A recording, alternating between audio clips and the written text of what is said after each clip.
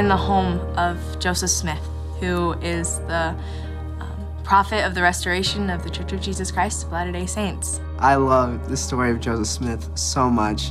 It honestly means the world to me. I really believe that God appeared to Joseph Smith when he was 14. Heavenly Father chose someone so innocent and humble to restore his gospel. So I believe it. In the war between good and evil, the restoration of the gospel through the prophet Joseph Smith has both inspired believers who follow him and also provoked antagonists who fight furiously against the cause of Zion and against Joseph himself. This battle is not new.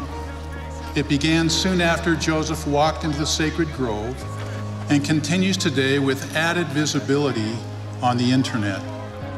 When I tell a lot of people this story or tell them our church was founded by a 14-year-old boy who had a question, their first response is, "That's impossible."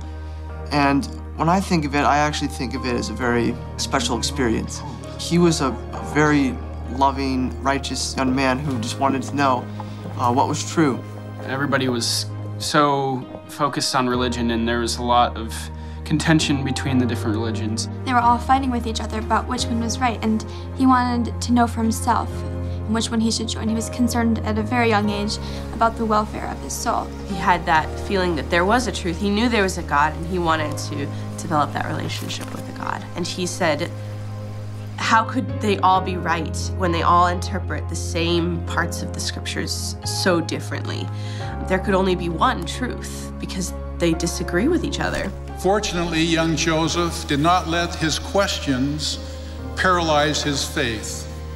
He sought answers in the Bible and found this counsel. If any of you lack wisdom, let him ask of God, that giveth to all men liberally and upbraideth not, and it shall be given him. That scripture is what told him that if he had a sincere belief and faith that was not wavering, he would receive an answer to his question. He said, well, if anybody needs wisdom, I do, because I don't know what church I'm supposed to join, and I know that it's going to be one of them. Joseph recalled, never did any passage come with more power to the heart of man than this did at this time to mine. It seemed to enter with great force into every feeling of my heart. I reflected on it again and again. With simple faith, Joseph acted on these spiritual feelings. And went to the sacred grove and knelt down and said his first prayer out loud. And he heard things around him, and he was looking around, and he was scared. He said that a powerful force of darkness overcame him.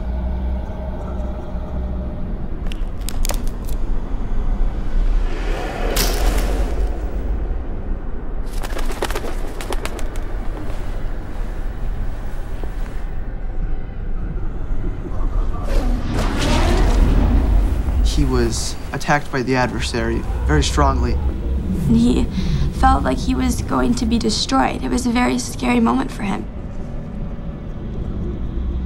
When he said he felt he was almost at the point of destruction, there became a pillar of light.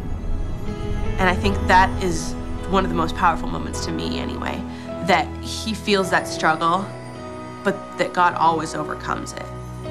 His willpower is what helped him get through that, along with the power of God, because God had greater plans that would not be stopped by Satan's.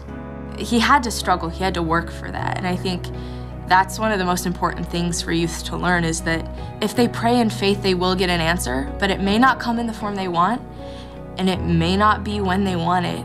It may be that God doesn't take away the challenge, but he strengthens their back to bear it. We are promised that we will know the truth if we do our part. It's so amazing that someone around our age range could go and have so much faith.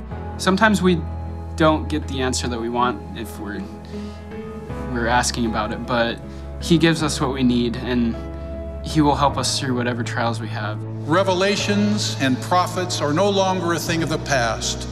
The day of miracles, of visions, healings, and ministering of angels has not ceased. May we fearlessly declare our witness and our gratitude for this wonderful prophet